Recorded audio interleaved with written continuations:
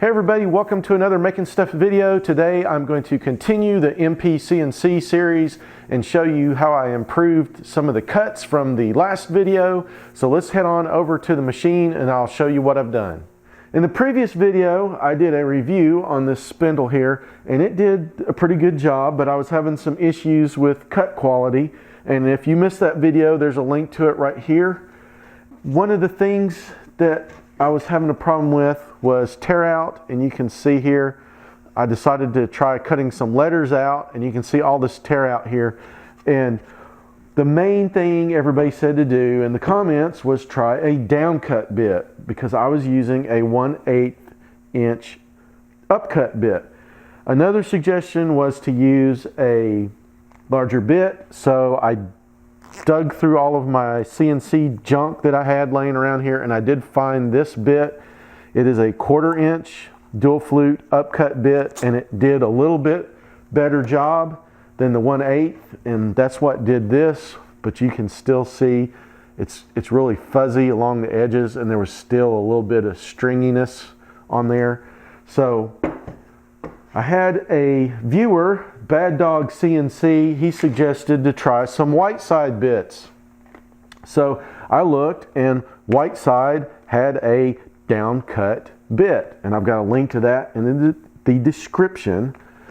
And I'm going to hook this up in the machine. Now I've already cut these out with an upcut bit, it's 1/4 inch. This is a down cut bit, 1/4 inch. I've got a scrap piece off of the same piece of plywood, so I'm going to load this bit in the machine and let's see how much of a better cut we get with the down cut bit. Alright, a bunch of you guys asked about this, so before I can load this bit in the machine, I'm going to show this to you. This is the collet that came with the spindle. It is a 3mm collet, and it will not fit a 1/4 inch bit. So what I had to do is purchase the set of these ER11 collets, and it came with a collet for each millimeter size from 1 to 7, and it's in 1/2 millimeter increments. So what I need for a 1/4 inch bit is a 6.5 millimeter collet, which is what I've got right here.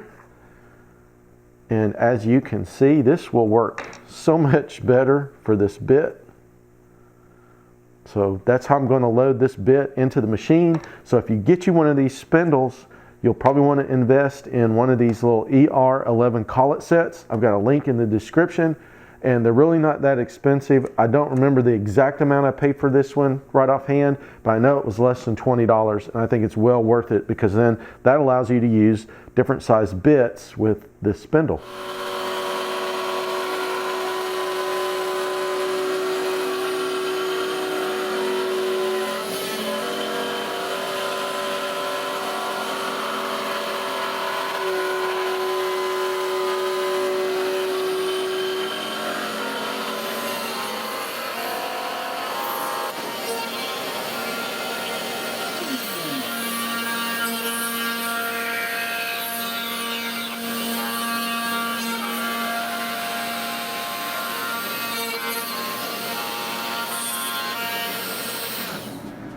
Wow, what a difference using the correct bit makes. There is no tear out anywhere on the top of this.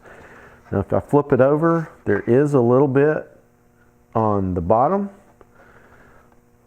Right along here you can see some. It looks like it's showing up on camera, but it is nowhere near as bad as that first piece, which is right here. Now I did notice when I flipped this one over, it looks just as clean, and the cat's bumping into the tripod, but it looks just as clean as this one does on the upside. And I guess that's because the bit was going in the right direction. You know, if you've got an upcut bit, the bottom's going to look clean like this, and if you got a downcut bit, then the top's going to look clean like this. Now this one doesn't have near as much tear out because it was sitting on the spoil board, and that helped reduce the amount of tear out that was on the back side. So definitely I would say cutting plywood the down cut 2-flute spiral bit is the way to go. And I know some of you guys are going to ask, the feeds and speeds, I was using 10 millimeters a second, and I was taking 2 millimeter depth of cut on each pass. So that's what I got using that bit. So thanks to everybody that suggested using the down cut spiral bit, because that actually worked. All right, so I've punched these letters out. They were being held in by the tabs, so I just wanted to give you a closer look. The sides on these, both bits do an exceptional job on the sides. This is the upcut bit, and then here's the downcut bit. And the side is just as good as the upcut bit. So there's really no difference on the edges or the sides, whichever bit you use. Now, the downcut bit does do a better job, but it does have some tear out on the bottom, whereas the upcut bit has tear out on the top. And the reason why the downcut bit does better on this situation is because it's sitting on the spoil board, so that helps eliminate a lot of the tear out that you get like this when it's just pulling it up into the air. So that's the difference between those two bits. So I hope you liked the video. If you did, please give me that big thumbs up, and remember, I have links to the collets and the bits in the description of the video. So if you're interested in picking up some of those for yourself, go over there and check that out. And if you're not a subscriber, please consider subscribing and ringing that bell so you don't miss any upcoming Making Stuff videos. And thanks for watching.